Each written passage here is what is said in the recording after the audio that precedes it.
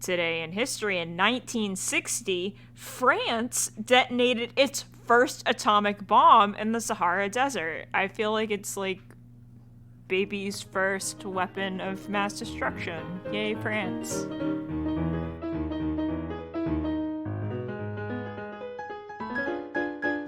Welcome to What the Fuck History, where we discuss the wackiest and weirdest things that make us say, well, what the fuck history. I am once again your sea dog of a Captain Zachary, and I'm only here for the doubloon boys. Sorry to break it to you. My name is Meghan, and I just realized that I unwittingly made a very appropriate today in history that matches up with my story perfectly. So I'm less of a podcaster and more of a wizard. Fuck yeah. And I'm Matt. Today I learned that my coworker's great-grandfather was the person who invented the Flat Earth Society. Wait, What? Okay, so full disclosure. Excuse me? Full disclosure, I found this out last Tuesday, which is normally when we record. And it was too good for me to not use. So I learned it last week, but I'm telling you now. He was one of the first people that thought of what a flat Earth would look like. And then he was like, yeah, that seems right. So he drew it on a napkin, I guess. Yep, all the greatest ideas on a napkin. Of Hey, I write some good shit on a napkin. Of the Zach, world. this isn't about you, all right? You didn't found the Flat Earth Society. And so I was talking to my coworker, and I was like, so how does this make you feel about this member of your family? And she's like, it's really inspiring. What? She's like, it's really inspiring to know that he was such a thinker. She's like, I think it's interesting that he, took time to really think about the world around him. And I was like, I need him to think less. And she goes, it's a shame that he was a fucking idiot, but yeah, there we go. She's like, but it's cool that he was thinking about it. That to me is peak comedy right there of being it was the best. That's real. That is very good comedy. I was really worried when you were selling this because I was like, oh my gosh, she's gonna be like, I'm really proud of my grandpa. It would have been really fucking got it amazing right. if she had said something to the effect of my grandpa's not wrong. No. My grandpa's never been more right about the shape of the world. Oh boy. Yeah, I would have lost my mind. He's always been right about the shape of the world. Yeah, he's always been right. He's never been more not been right. Dude, I would have lost my absolute mind if I heard that. I started to lose my mind a bit, and then I realized that my coworker is a sane and rational person. At least some member of her family is. So. Thank fuck. It wasn't her grandpa, though. No. All right, kids. We've set our strikes back to 0, and we've played an imaginary game of rock, paper, scissors. And the order for tonight is me, then Zach, then Meghan. So, without further ado, I'm gonna go ahead. I'm gonna go ahead and light this fuse. Okay. Yeah, tonight, I'm politely waiting for you. No, it fucks me up because you guys talk so much, and then when I say I'm gonna go, I don't hear any words that say. And sometimes my Discord fucks up and just dies on me when I'm not looking at it the right way. Sorry, so sometimes I just fucking polite, Matt. No, it's fine. I'm just fucking with you. I'm just so scared that I'm gonna lose everything. But tonight I'm continuing my little series inside a series, Wonderfully Weird Women of History. And this week it's a story about twins. And twins. And twins. Namely, I'm talking about June and Jennifer Gibbons, who are otherwise known as the Silent Twins. That I will get in. I will get into the reasons why they're called that. I bet you they didn't talk a lot. That's why they're called that. Can you imagine if he didn't get into it, though? He was just like, all right, imagine if I just skipped over the entire reason that they're famous. Yeah, we'll not be talking about I that will anyway. not be mentioning it. We'll not be addressing that. They did crimes. Yay! Anyways. Yay! Yeah, my story is over now. Please discuss. I do want to say that this story is a little weird, and I, upon first reading, thought it might be weird enough to do a Halloween story about it. Okay. But then I decided that I kind of wanted to talk about it now, so fuck you. No. I love this. I love creepy. You know me. It's not... So the weird thing is, like, it's not super creepy, but, like, it's strange. So it's not like one of them ends up, like, with her head twisting 360 degrees around her. And, like, it's not spooky. It's just kind of... It's weird. Okay, but anything that could be Halloween related, even not on Halloween, I'm all for. Cool. What'd you say, Megan? I was like, if the head's not twisting around, do I even want to hear the story? Like, I mean, yeah, that's fair. That's a fair point, and I guess you'll just have to let me know if it was worth it. Let me work it. Let me hang down, flip it, and reverse it. In the end, I guess. It doesn't even matter. So the twins... Yeah, we just fused Missy Elliott and Linkin Park, so that was nice. The twins were born in 1963 in Yemen in a military hospital in the town of Aden. According to reports, there was nothing unusual about their births. Okay, that's always how it starts. But well, not in the case of the Jersey Devil. His birth was pretty fucking weird. Okay, then. I'm just, like, sitting here blinking, like, yes. Why, yes, the birth of a literal antichrist. So their parents started to notice differences in the girls when they hit an age where other children had begun speaking. They noticed that their girls did not. Okay. Their father even noted that they didn't speak readily while they were at home. These twins are broken, and we demand a refund at the hospital. Yeah, please, get me a new pair. Get me a new pair. I don't just want Do they one just baby. need new batteries, or what's going on here? Yeah. These twins have a defect in their voice box. Are twins different from normal babies? Is it like, do they need D batteries, or are we still looking at the double A's? Are we looking at 9? You know what? I bet you it's a 9 volt. We swap it out for a 9 volt. So the parents noticed that the girls would make like sounds with each other, but when it came to actually speaking, they would not speak to people and refused to go anywhere without the other. So, like, if ever dad was trying to do, like, a girls' day out with, like, one of the girls, the other one insisted on coming, and the other one would not leave without the other one showing up. Yeah. So, okay, I'm starting to get some creepy vibes. Like Siamese twins, but definitely not that attached. Jeez. Holy fuck. So when I first heard about this story, I had read that the sisters made up their own language. Okay. But what my further research told me that the family originally came from Barbados and had moved to England, which is where the kids were being raised. Okay. And so people think that they were speaking, their parents think that they were speaking a sped up version of Bajan Creole. Oh, interesting. Makes sense. So essentially they took a language that they knew and just sped it up to like make no sense. Because every so often people could understand some of their words.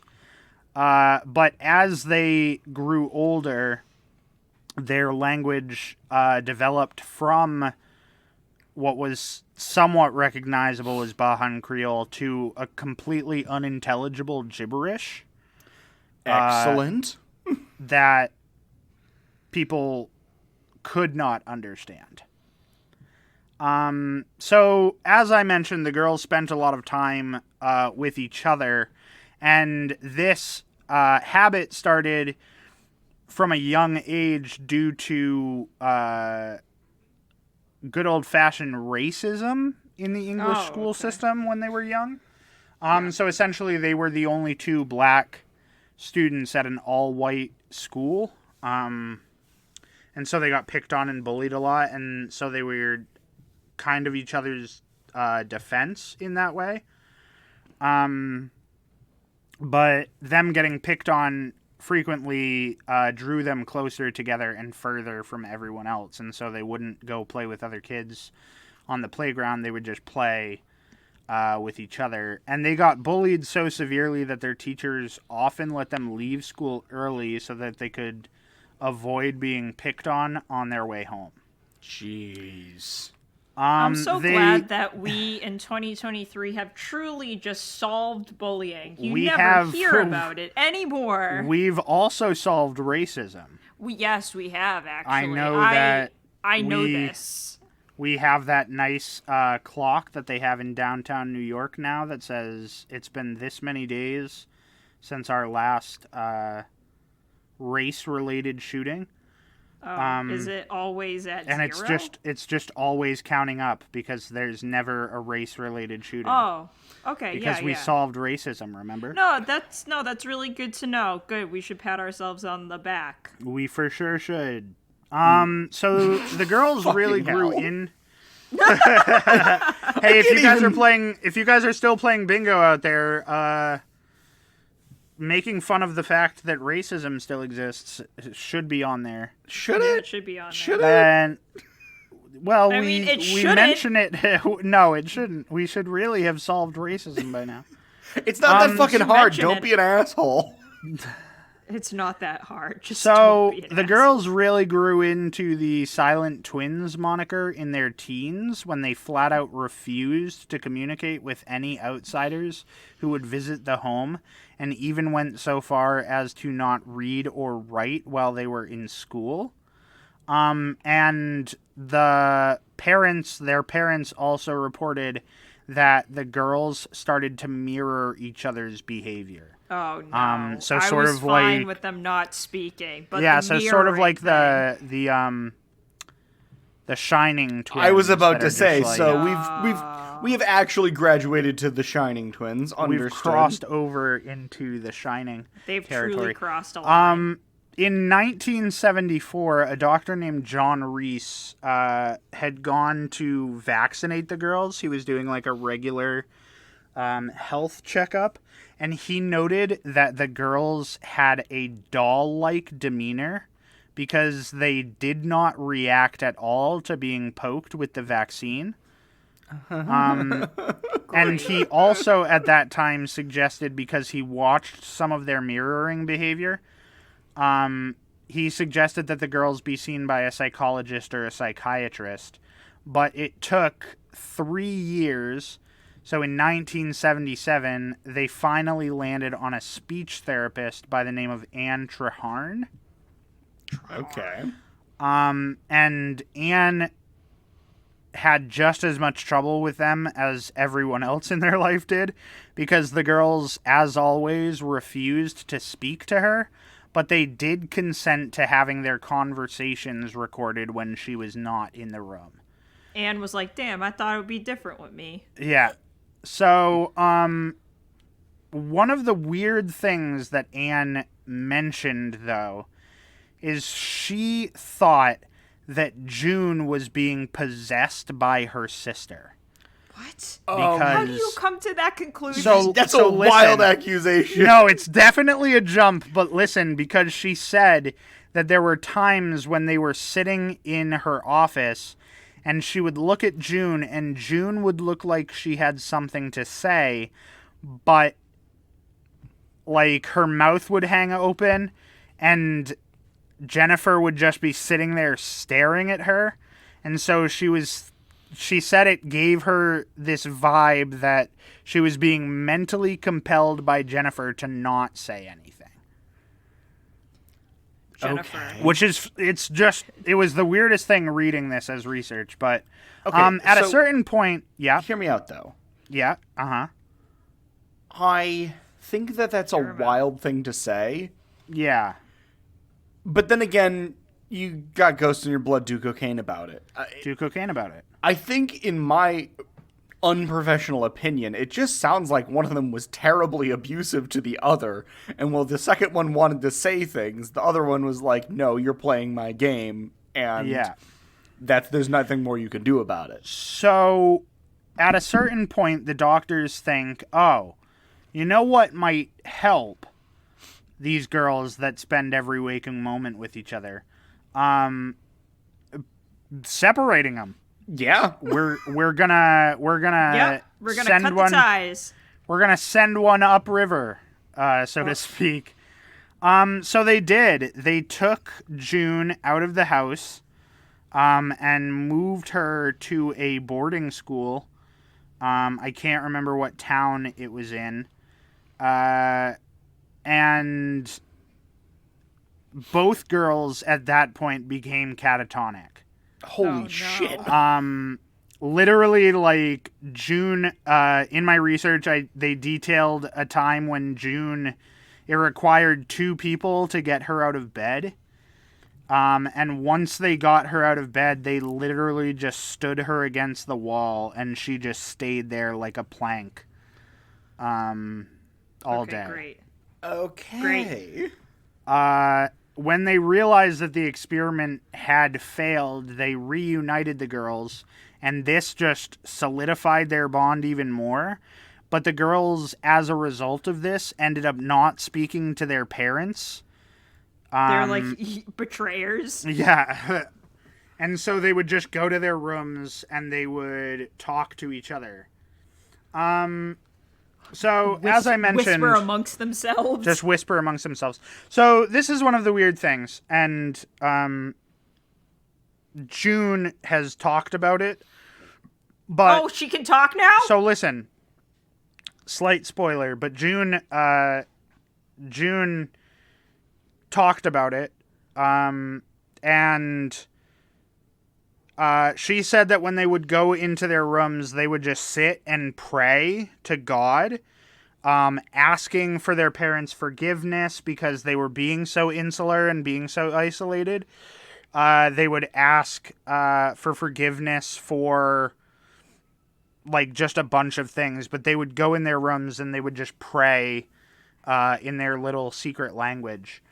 But as the girls grew up and hit their teen years, they began to experiment with drugs.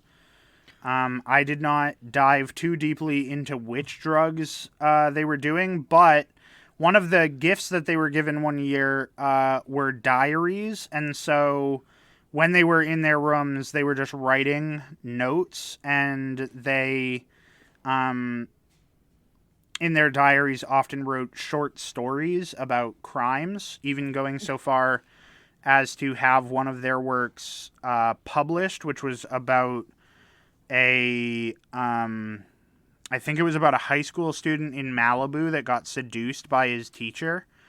What? They're like... Okay. They're writing like Pretty Little Liars. Yeah, dude. But at a certain point, they stopped... Oh, no, I mentioned that already. They stopped communicating with their family.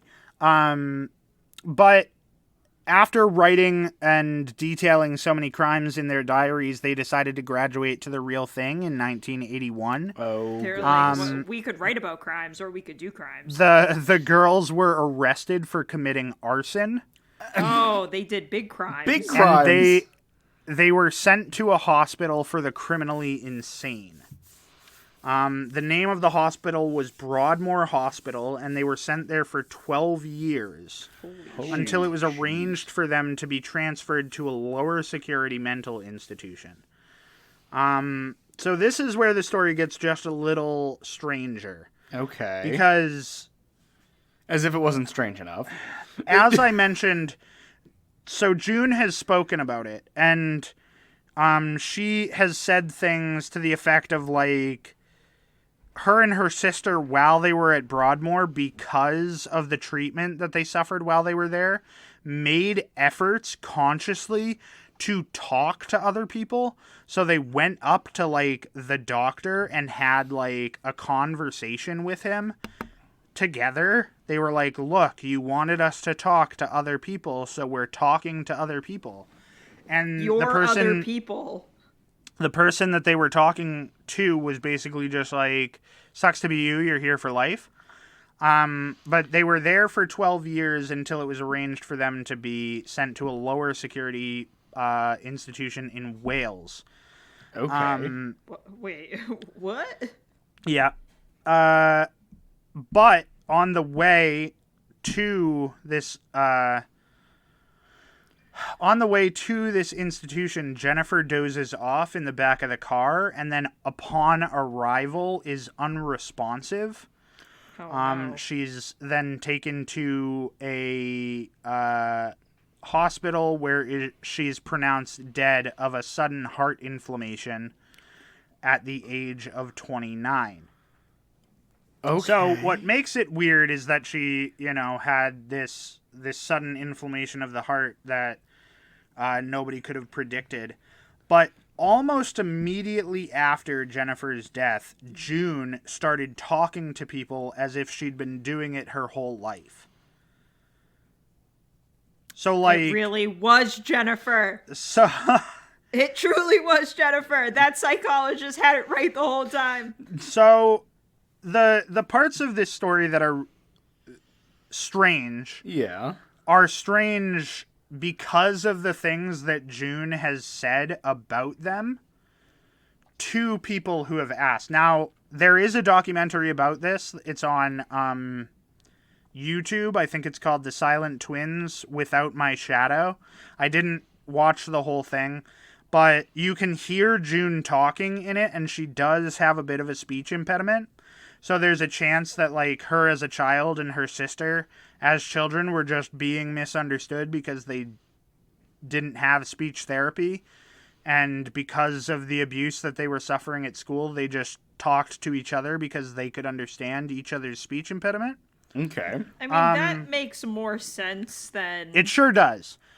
But, so the interesting thing, and one of the things that I read about them, is that they would wake up sometimes and they would feel like they were the other sister, which is the strangest thing to read about. And I didn't quite understand it, except that, like, on those days when that would happen, they would stand in front of each other and they would say, "Give me back and I'll give you back," which makes literally no sense at all. Yeah. But they both thought, like, on these days, they both thought that they had swapped bodies and they were in the other's body.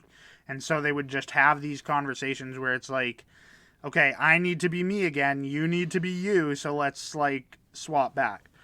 The other thing that's interesting, and again, I was reading this while I was doing a little bit more research. While they were at Broadmoor Hospital, there was a reporter who found their story and essentially made the girls famous.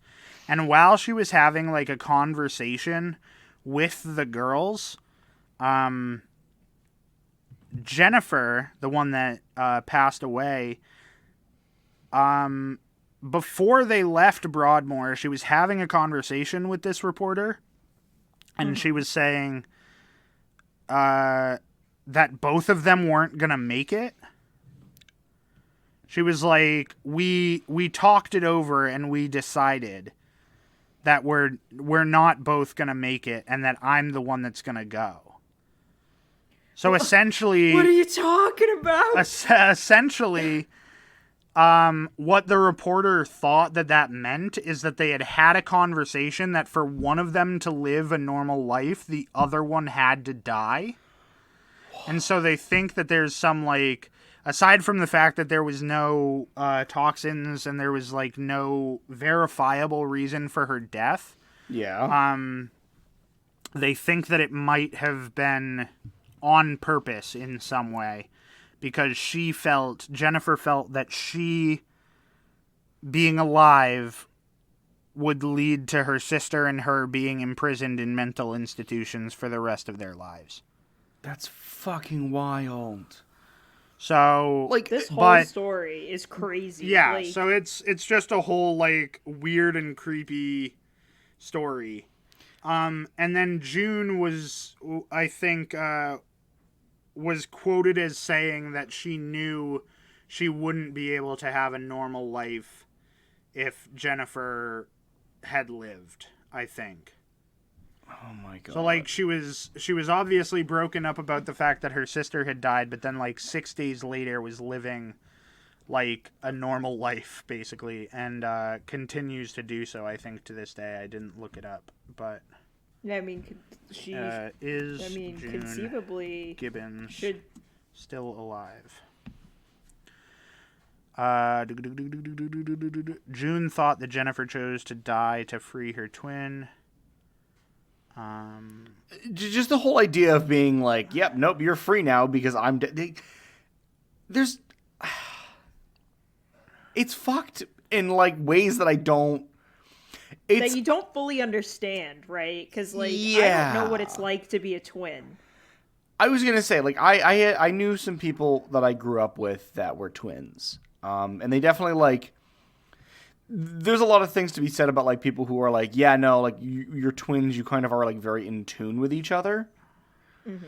And I think that that's, you know, there's something to be said about that. And people that I knew that were twins growing up always, like, would try to trick people into being, like, you know, thinking they were each other. The other one. The other one. But it's like, that's a silly prank thing. That's not, oh my god. No, they literally... they woke up and they had conversations about, like, I need my body back. Yeah. But the fact, and what was kind of weird about that is that, like, they weren't communicating with other people, so it's not like they're trying to fucking parent trap anybody. Yeah. They're literally just waking up and going, like, bro, you got my body on today. What the fuck? You got my body on. I'm really glad that, like, so for those who you don't know, my sisters are twins.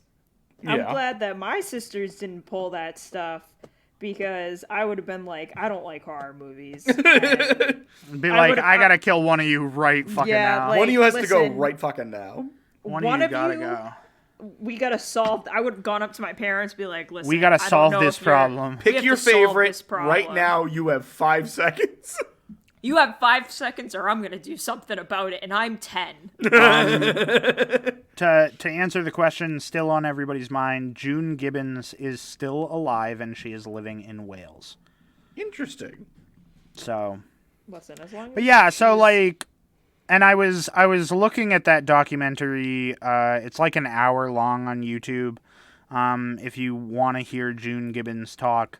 And all the comments were like, everyone describes this story as so creepy, but it's really sad. And it is kind of sad because, I mean, the reality of the situation is as I described it, right? They probably had speech impediments that only the two of them could understand. Yeah. Everyone bullying them at school probably made them not want to try speaking to people. And then, you know, their parents separating them probably caused them to, like, as Meghan said, treat it like a betrayal, and they were just like, okay, we're just gonna fucking, we're gonna go now. Not do it anymore, you know? Yeah. Like, we're just done now, guys. So, but yeah, that's my story about these two wonderfully weird sisters of history. Wonderfully weird is a way to put it. Yeah, definitely a way to put it. Definitely words to say. Words said and a thing. Words were definitely said. I agree, though. I think it's sad, but it's also creepy as shit. Yeah, it's a weird one. I mean, I would be interested to, like, watch a documentary to see, like, how she feels about it now. Yeah. Like, if it truly was freeing, right? Like, when her sister died, was it overwhelming sadness, or was it like, oh, thank God? Yeah. So, according to her statement, she was hysterical with grief. Okay. When her sister died, but, like, days later had, I guess, not moved on, but, like, had started acting normally. Damn. Yeah, so like, just, almost like she snapped out of it. Yeah. Like, a little bit. Like, she had no other person to sort of feed off of, so... Yeah. She was like, all right, time to assimilate to society. I guess. That's how I feel every day when I wake up. But Okay, time to fit in. Fuck. But listening to her speak, it was there were some points in there where I was like, if I were having a conversation with this person, I probably wouldn't be able to understand some of the words that they were saying. Is it like lisped? So yeah, it's like a lisp, but it's also a mix of like, I think there's just a mix of like a Barbados accent with English that's just kind of tricky. But anyways, that's my story. Okay. No, it's good. Thank you. Yeah, I love it. It's I do and I don't. It's wonderfully weird. I do. Yes. I do and I don't. Zach, do you have a mystery for us? Is your story a mystery? No, but it does start in Wales. Oh, okay, perfect. There's we're the picking through up line. Where he left There's the off. through line. Okay, well, you're gonna be disappointed. So let's get one thing straight. For my story this evening, I am going to be talking about a man. And a man that could be considered a gentleman in some circles and in others. Are we back to gentleman crimesman? Yes, because some circles a gentleman, some circles a downright scoundrel. Crimesman. Which I think is the perfect way to consider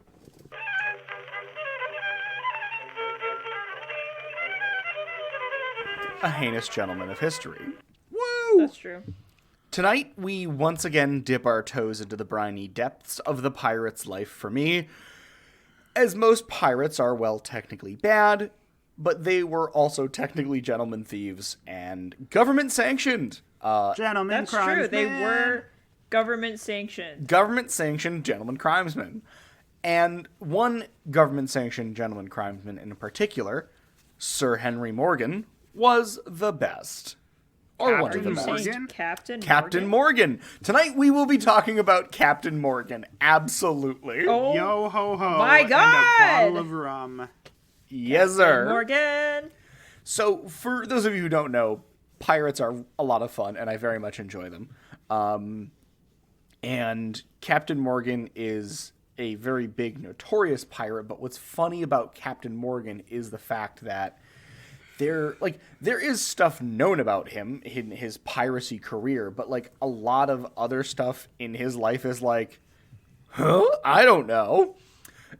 Not much is actually Like very surprising. not even very surprising, but like people don't fucking know any of it. Like nothing is known for the most part about Henry's early life other than he was born in Wales in 1635. And he makes hella good rum. Like, well, guess. I guess. But like, I don't know. I don't drink. trying to trace back who his parents are, no one fucking knows. Well, the only thing they do know is that he definitely had parents. He definitely had parents, and he was definitely born in Wales. And somehow in his life... Don't assume things about him. Yeah, people just assume now. But he somehow makes his way down to the Caribbean. And we can discuss the unethical colonization of those and all islands, but I want to talk about pirates right now. I want to talk. We'll get to that later. I want to talk about pirates. I want to talk about pirates. I can't go on another tangent. But historians theorize that Morgan either came as part of an expedition against the Spanish in 1654, or he served as an apprentice cutlery maker in exchange for the cost of moving, or he traveled as a quote-unquote private gentleman in 1655, I wish that or was still a job. he was abducted and sold as a servant. Nice. Oh, okay. Well, there's a lot of different things that could have happened, I guess. I guess, who doesn't love a fucking multiple choice backstory, am I right? Am I right, guys? It's like a choose your own adventure, but with an actual historical figure. Captain Morgan, the choose your own adventure. The choose your own adventure pirate. Yeah, pretty much. But nonetheless, he ends up becoming a privateer for the English while he's down in the Caribbean, and he serves under Sir Christopher Mings. And very quickly, under Sir Mings, he quickly gains the rank of captain and gets to captain his own ship. So, you know, Good job. now officially I wish I could Captain get Morgan. promoted that fast. What? I wish I could get promoted that fast. Yeah, right? All you gotta do is steal the captain's hat. You're right. Steal the captain's hat. You're right. And so he starts off his illustrious career as a privateer for the English crown while the English are fighting both the Spanish and the Dutch. So he's got quite a lot of work to do. And oh, the through line for us being Dutch boys before the podcast. I know. When we started doing it, I was like, oh my gosh, I guess we are. I got so many through lines. Oh, man. And my God. If you guys aren't subscribed to our Patreon, you're missing out because Zach and I did a really good bit about being little Dutch boys. Being little Dutch boys. Yeah, I was not a Dutch boy. Megan was not here for the bit. Megan was also strongly opposed to this particular bit because she did not want us to get Dutch fans. No. I specifically said, man, I hate the Dutch and the fact that they haven't had an amazing economy since the 1600s, I guess. Megan right now is being Nigel Powers. Austin Powers' dad. There's only two things I can't stand in this world. Two things I can't people stand. who are intolerant of other people's cultures and the Dutch. Oh my God, I am him. Oh, man. We found me. I apologize for interrupting. It's fine. It's what we do on this podcast. But the thing about being a privateer is, in order to be a privateer for a government, you must get letters of marque. And I guess. No, that's the only way you can become a government-sanctioned privateer. After that, if you don't do it when you're government-sanctioned, you're just a pirate. And yeah, a true pirate. A what? A true pirate. A true pirate. A true pirate doesn't ask permission. Absolutely not. That reminds me of my fucking favorite thing about... There was like a Disney show about young pirates, and it popped up with like a load screen fucking tooltip type shit, and it was just like, remember kids, the best pirates always asked before taking. Oh yeah, it was the little wasn't the little Einstein? Yeah. Pirates ask God, before so they take funny. shit. Well, they didn't say shit because it's Disney. Because it's a children's show, Yeah. they don't swear. Oh my god. But the Anyways, thing- sorry. Yeah, the thing about letters of marque is they give you permission to sink and plunder other countries' ships in the name of the crown. Half the gold goes to the British government, and half the gold goes to the privateer. Makes some sense, right? Yeah. I wish that's what I could do now. I wish I could go up to like Colleen Gary, my local representative, and be like, "Hey, I'd like to commit a crime." I'd like to commit crimes for money. And then she's like, "Oh, okay, let's go to the library and get a notary to witness." We'll give you the notary piece of witness. You do crimes on our behalf, and you give us half the money. Oh God. The British Crown, the first mob. The British Crown, the first mob. But so, the thing about the letters of marque is it's only for ships, mostly trade ships, being basically you're going to use privateers to disrupt your opposition's economy. And this means that land attacks are still technically illegal, as those are direct declarations of war and not just being a nuisance. Yeah, it's only fun when it's on the water. It's only fun when it's water crimes. Look, baby, there's no laws on the ocean. Baby, there's nothing against a little water sports, am I right? Fuck no. But anything gained if you did attack a port, you didn't have to give half of that to the government. You didn't have to give the money from attacking ports to the government because it was illegal. Yeah. But They again, would as never I do said, anything illegal, and you would never do anything illegal That's true. unless. I was waiting for it. See, the thing is, you could attack ports if there was direct evidence of a potential attack being plotted in the city that you're raiding. It's time to plant some documents, boys. So, like a bad cop, some evidence just happened to be found in a lot of cities Hey. that Morgan was around. It's the year of our Lord 2023.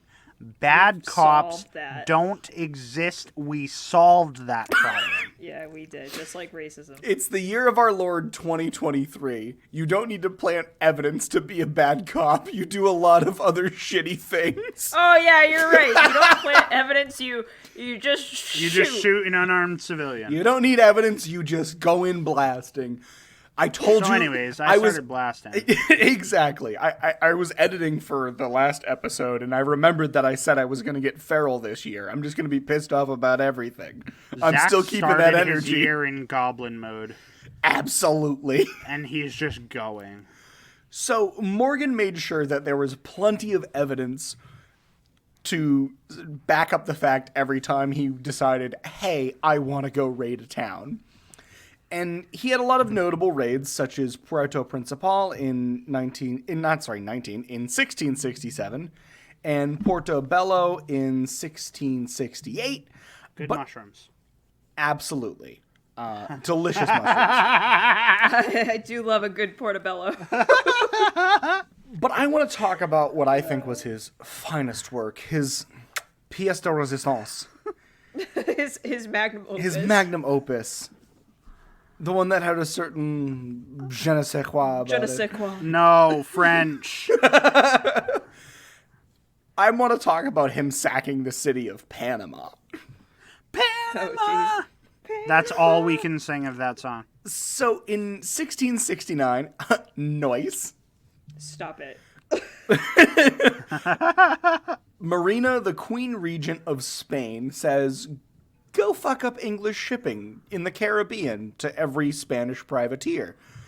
And so Spanish privateers start going around and blowing up English trading vessels. You know, All's fair. Caribbean shit. And You know. in We've all response, seen Pirates of the Caribbean, all right? yeah. Well, the Pirates of the Caribbean. Pirates of the Caribbean. The thing about Pirates of the Caribbean is it takes place, like, kind of after the gold... Or it's, like, during the golden age of piracy, like, after all the privateering bullshit. Oh, yeah. So if I can It's get my... when they all become, like, criminals, actual criminals. Yeah, it's basically, if I have my timeline correct in the Pirates of the Caribbean lore, it's basically after all the treaties have been signed and everyone who is a privateer is like, now what the fuck am I supposed to do? I got a ship and a bunch of crew that want gold. Yeah, it's like, dude, I had a career and you just ended the industry. You ended the industry. I'm just going to keep... it's time for the gig economy to come in. DoorDash. It'll be there in about 3 weeks or as quickly as a pirate can get it to you. I ordered saffron roughly 4 months ago. Where is it? Look, Oh, I'm stuck in traffic. What do you want, my dude? Your order got canceled and had to be picked up by a different driver. So, Spanish privateers start blowing up English trading vessels, and in response, good old Captain Morgan is told, and I quote, to do and perform all manner of exploits which may tend to the preservation and quiet of this island. So basically, the man was given a blank check and told, go have some fun, and he fucking did. Amen, brother. So in If December... I was given a blank check and told to have some fun, you can bet your sweet Bippy. Thank you. I would. So he's given a blank check. I can't blame him. Given a blank check. Told to go have fun. You bet your sweet Bippy he did. Yeah. I don't like this word. You bet your sweet Bippy I did. Fuck. No. The only way we could make it worse is if we made it a space clown, and that's what you did, and I hate it. No, it's from Ed, Ed, and Eddie. But I don't. Life has many doors, Ed boy, and you should get on with your story. So in December, In December of 1670, Morgan brings 30 ships and starts, just fucking going to town. It seems like overkill. You would say that, but for what he does, it's not really overkill. Because first he seizes Providence, which is a set of islands, and Santa Catalina Islands, which are right next to each other. And then he takes Fort San Lorenzo, which basically gives him this little outlet in the Caribbean to be like, well, if this doesn't go well, I have an easy retreat. So This doesn't go well. he basically I'll just go to seizes another 3 island. islands Yes. with 30 ships and then moves towards Panama City. And Wonderful. in January of 1671, Morgan and his crew of 30 ships finally make it to their forward camp and begin their attack on the city. Morgan sends in a 300-man party down a hill that is on the Spanish army's right flank. Now, I do want to note that, Megan, you said that 30 ships was overkill, but It just seems like a lot. well, the Spanish army sitting inside of Panama City is about 1,200 infantrymen and 400 cavalry. I don't know how many men can fit on a ship. About 30. Wow. Maybe. Okay, we actually don't have a whole lot of men. I retract my statement. So, Megan, 300 versus 1,600. Well, that whole movie, 300, was like written about. This So. is the Caribbean! Yeah, it's like the same premise. Yeah. Right? Well, kind of, because... I know I said it was 300 to 1,600, but it's okay. Because as those 300 men kind of disappeared from the direct line of sight from the front lines of the Spanish infantry, they were like, oh, looks like these guys are giving up already because they saw our impressive numbers. Let's run after them and gun them down. And so the entire Spanish cavalry and most of the infantry run after Morgan's men, who, as soon as they get over the hill, realize that the Spanish army has ran right into a firing line that's waiting on the other side. Because Morgan... That's how you get them. Morgan basically just set up a bunch of guns and said, when they come over the hill, fucking shoot them. Surprise, motherfucker. The surprise firing line. That's the real key to that. Hit him with the old surprise. No one ever expects the Spanish Inquisition or a surprise firing line. It's true. It's true. If I ever learned anything from the Spanish, it's that yell at people in a language they don't understand. Yeah. And have guns. Exactly. And So, much like cops. jeez. So the Spanish army runs right into Morgan's men, who fire upon them and just have a fucking time. And in an effort to then try and fuck up the privateers, the governor of Panama orders the release of 2 herds of oxen.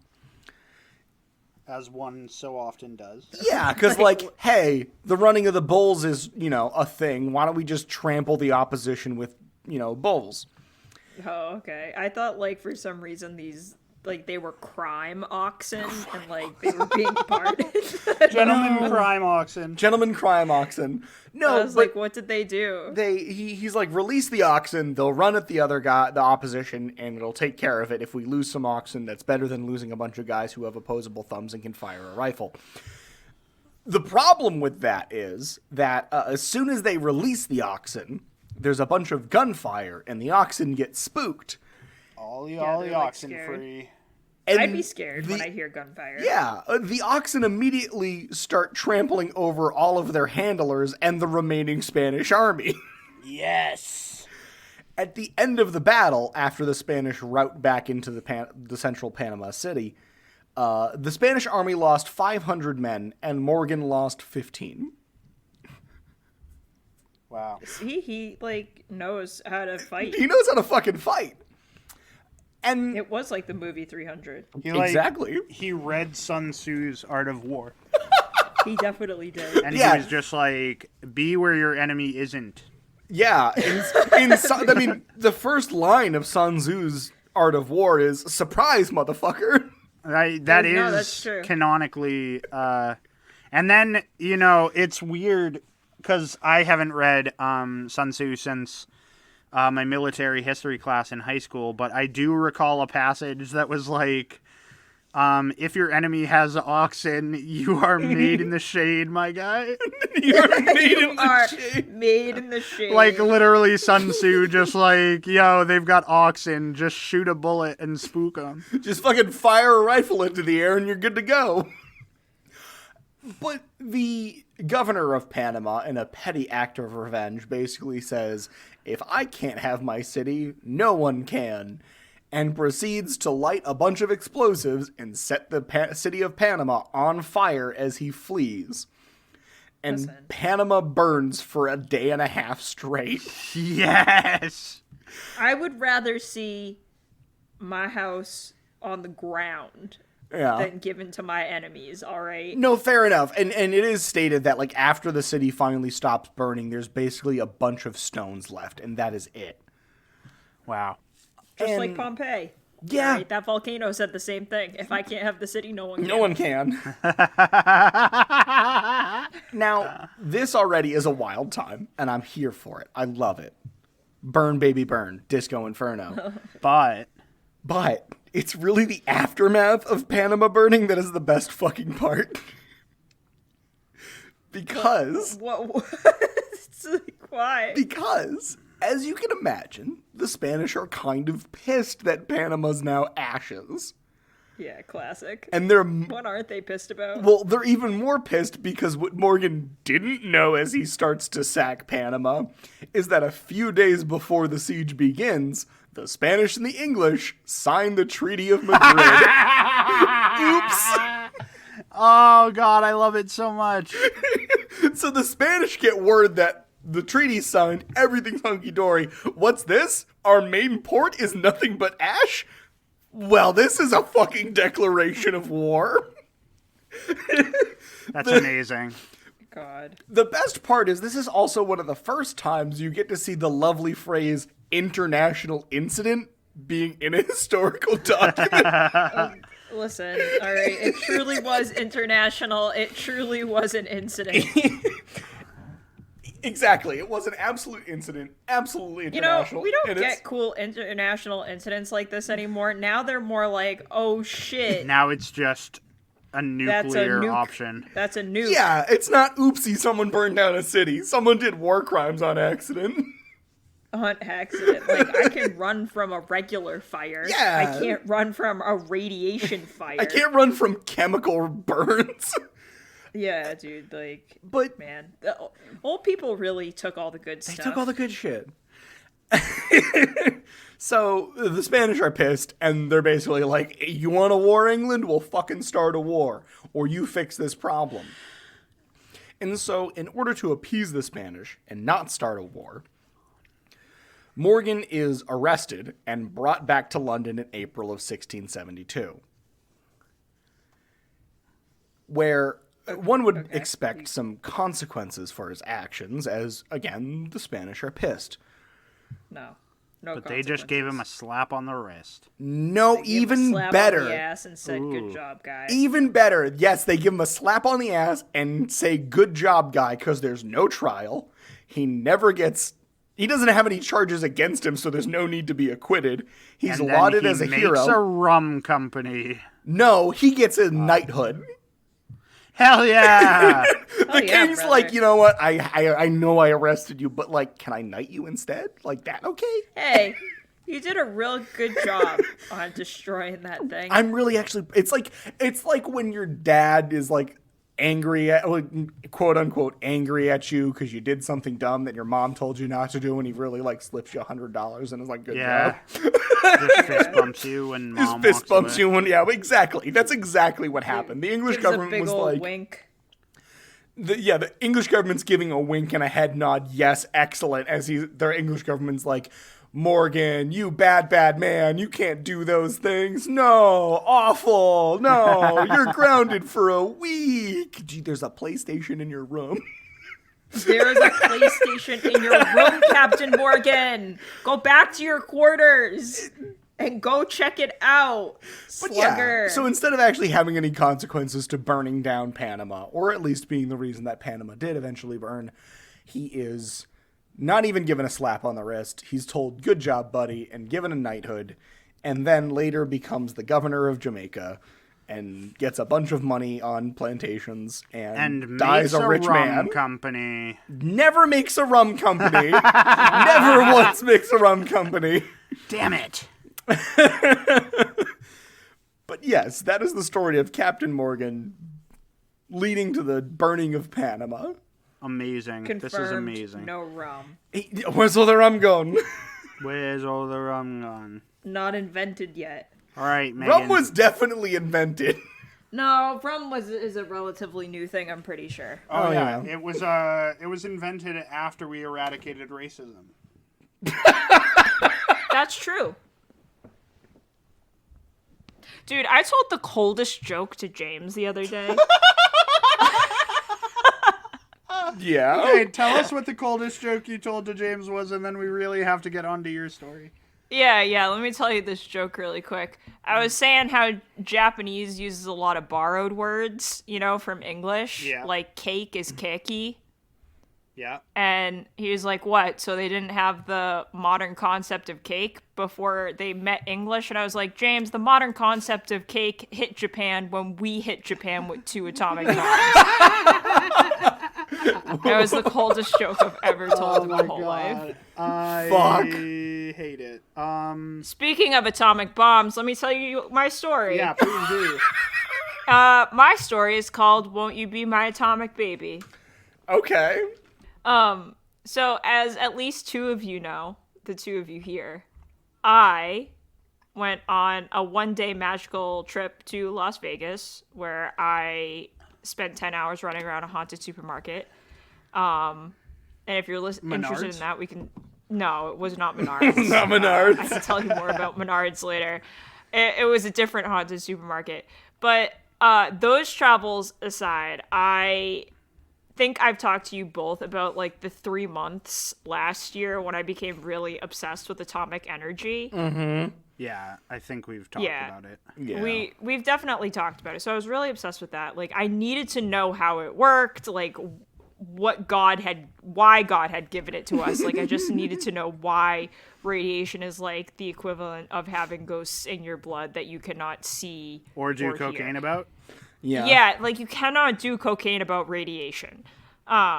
So combining all of this information, while I was running around the Las Vegas Strip, yelling at cactuses and getting rained on in the desert, It sounds like you were on a bad peyote trip, but continue. Woman arrested for yelling at cactuses. Dude, do you know how many days a year it rains in Las Vegas? No. 27. Wow. And I was there for 3 of them. So, like, the odds, every time I walked past one of those round boy cacti, I was just like, drink up, boys. It's like, it's gonna be a while before you see this kind of weird drink that again. I can totally picture Meghan just walking up to a cactus alone, unbidden by, like, anything, and as it's raining, just going, drink up, boys! And then, like, I did. I pointed at them, too. Going to touch it and remembering it has sharps. I know. It was so sad because they're so ball-like, and I just love round objects. So anyway, I as I was yelling at them, I decided midway through to look up the history of Las Vegas, and I discovered the lovely yet horrifying reality of atomic tourism. Yeah.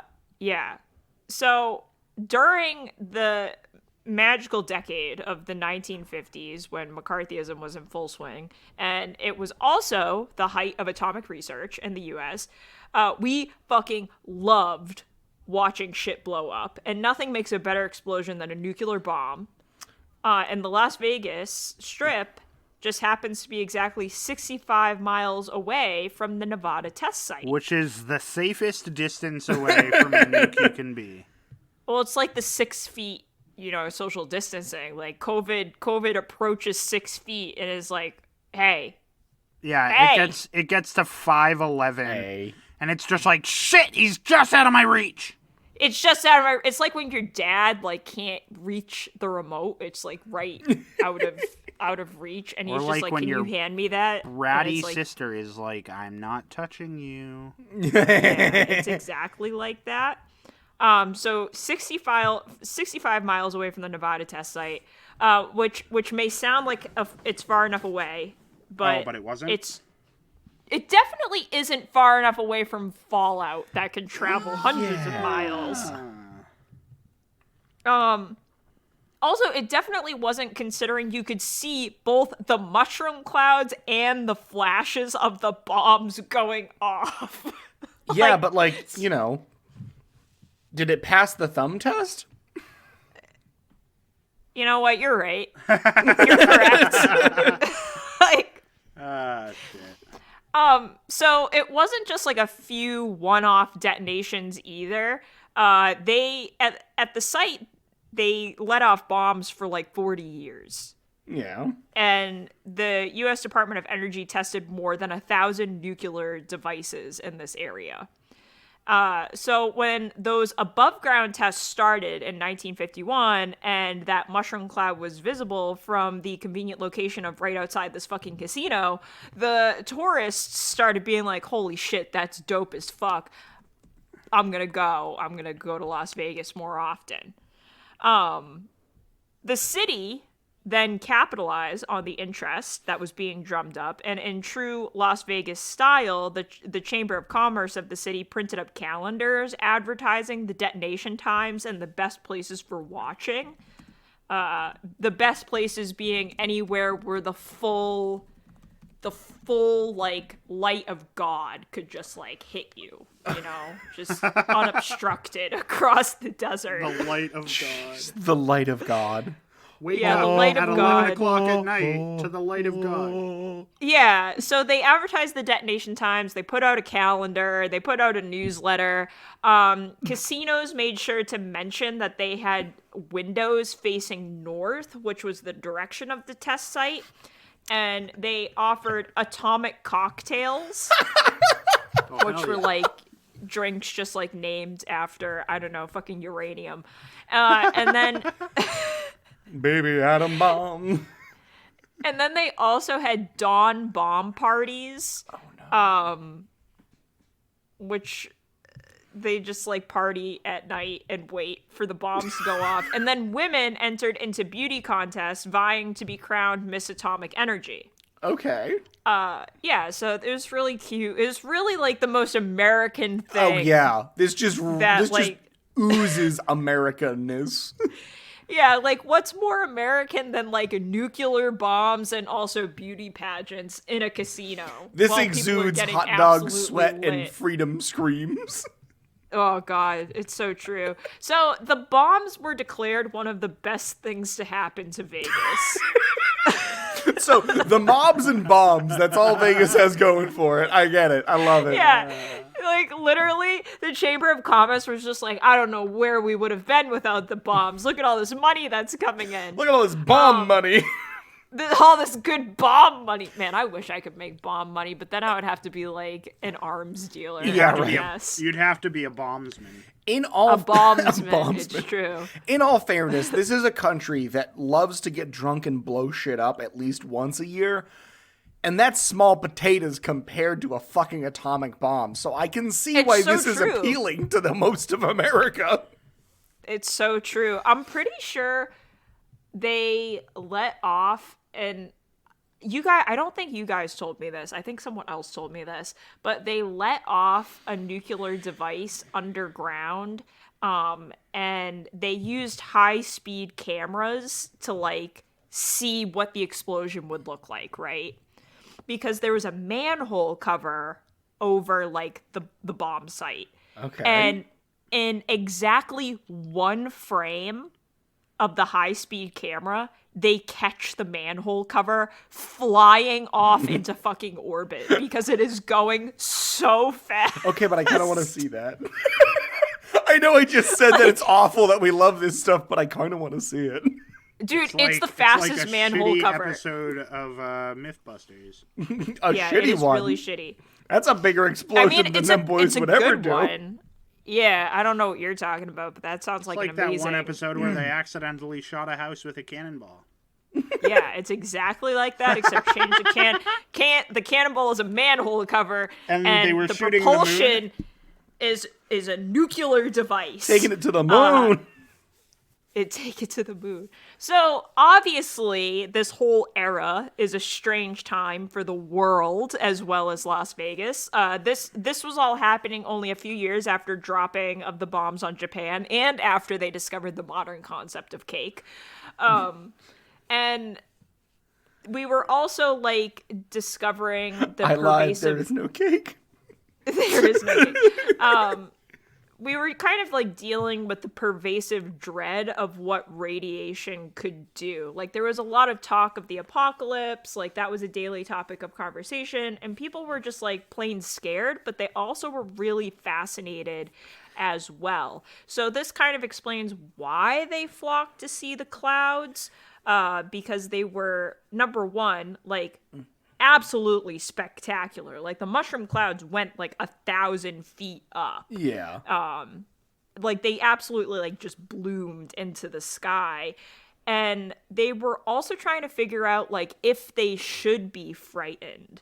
Yeah. And if I learned like anything from reading about radiation is like I get the feeling of wanting to understand something that like evades every sense. And it was like this party at the end of the world continued like at a safe distance, because like in a casino it kind of feels like you're not watching something that's truly happening, right? Yeah. Like you're safe, you're behind like glass, unless you're like those freaks that are out in the middle of the desert being like, wow. Well, I was gonna say like, it's casinos already have like this land of the lotus eater feel to them. Like sure. yeah. So add a nuclear bomb in there, why not? Yeah, like, why not? And, like, I guess, like, if I knew I was gonna be completely safe and someone's just, like, come to the casino at midnight and, like, you're gonna watch the sun come up at, like, 1 a.m., right? Yeah. Like, that's crazy. So this kind of continued in Vegas until 1963, when the Limited Test Ban Treaty ended all above-ground nuclear trials following the Cuban Missile Crisis. Yeah. So fear about atomic energy ended up dwindling because it wasn't so much in the news anymore, and it was out of sight and out of mind, and the Las Vegas atomic cash cow finally breathed its last. But we have pictures to remember it by. So I was looking up some of the pictures, and like you have people crowding around on the desert sands as like a little puff of like cloud comes over the mountains, Yep. which is weird.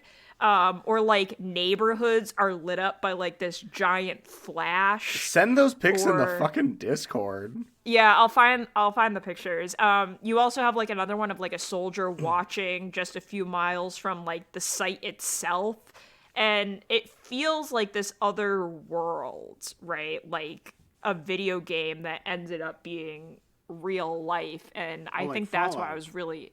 Yeah, it was like exactly like Fallout. Yeah. It's so surreal to see these pictures. And like you have what you call like downwinders.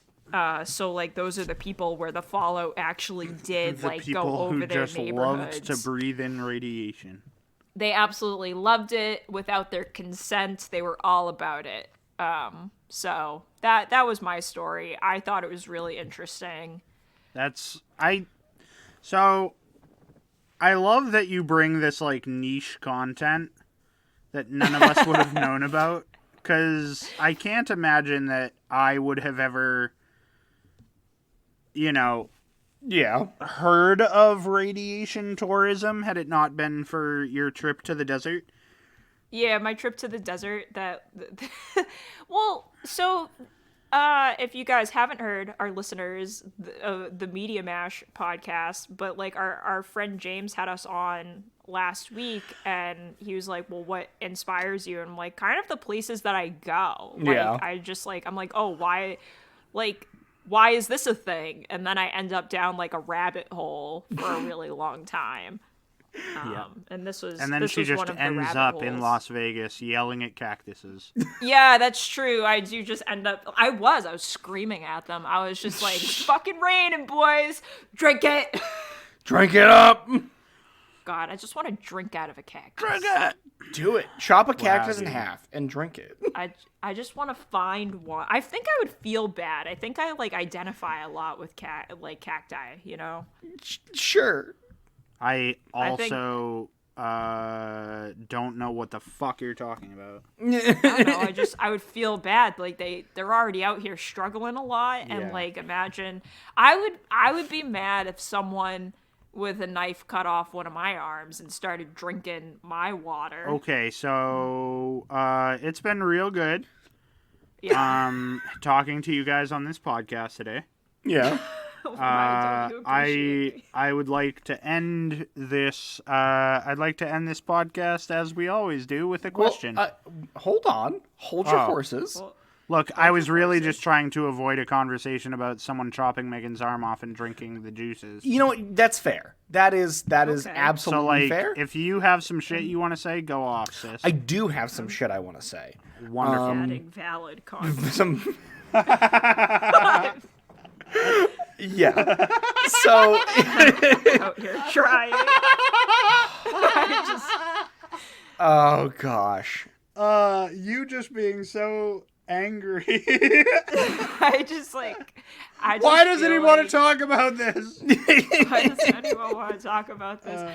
This is just the stuff this is on loop all the time in my In head. your I'm brain. just like, This is what imagery it's like lives inside my rent-free brain. in Megan's brain.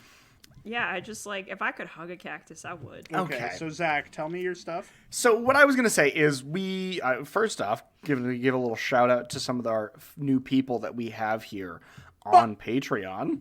Because Patreon. hey, some new Patreon people have arrived. So They're here. yeah. Hold on, I'm trying to bring up the new people on Patreon that we have. I'm so excited. I'm super excited. I'm such a slut for this segment. This So is the first time we've done this segment. what do you mean? No, we always say We've done thanks it to the before. people. Have we thanked Patreon subscribers? Yeah, with the first people that Where popped have you on. been? Oh, Yeah. shit. We now have we now have the snack queen Faith who's on there. Hey. And we also queen. what queen? Yas Snack queen. queen. Alana also has joined us on Patreon, which is Yas fantastic. queen snack. If you would like to join us on Patreon, where you And you can, fuck- And you fucking better. should. you better. Well, you don't have to. We just really Okay, appreciate look, it. yeah, no, I want to apologize if that It was a little sounded aggressive. forceful at all. If it sounded aggressive, it was It meant to be, was. but in like a joking sense. I certainly, if you don't have the money to support us, don't feel bad about it. Yeah. It's fine. But We if love you do have the anyways. money to support us, the $3, the $5, or the $10, you can go to patreon.com/triumvirate productions, or just look up the Triumvirate Productions on Patreon, and you'll find us there. And if you subscribe to our $5 level, you get bonus content like What the Fuck After Dark, where you get to hear all the crazy stuff we talk about and do before the episodes air, and as we sometimes after. mentioned, this episode has us doing impressions of Dutch people. Exactly. So if that sounds like It something you want to definitely hear, Does. Sounds like something you want. Does Also, have that. Zach and I had each other muted at the beginning of the podcast. Oh, it was a so great that'll be wacky fun. time. That'll be fun for us to figure out. Yeah, and our $10 level features that as well as show notes and some other fun goodies. And if you don't, again, as Matt Show said, if you notes. don't have the money to support us, we love you money-wise, anyways. we love and appreciate you anyways. But you can also follow us on our other socials, on Instagram at _triumvirate_productions. You can find us on Facebook, or if you really want to be cool, you can head on over to Apple Podcasts and give us a rating and review. You know, we kind of like it when we get to read things that say, hey, these people are fun. You should listen to them more. It also helps us like kind of move up the charts so we get a little bit more recognition. So again, if you don't have money, you can just leave us a review and it still helps us out. Leave us a review. But now, Matt, now that I have blathered on for that amount of time and asked people not only for money, but just for love and attention. You know, side note, there's a picture of Kirby on Pinterest that has his whole mouth is over a watermelon. That could be me with a cactus. We cannot. Oh my god. I just kind of want to tack on to the end of Zach's thing. It really also does help us out if you share us with your friends. So the reviews are nice, but share us with other people that will then review us so that we can just grow as a I'm a big. hoe for validation. Yeah, okay. It's also a hoe for round things, apparently. Okay, I just really like a cactus. For round spiky things. Okay. So I will end this podcast as we have for all of our episodes, aside from at least one. And I will ask the question that is on all of our minds. What the fuck, history?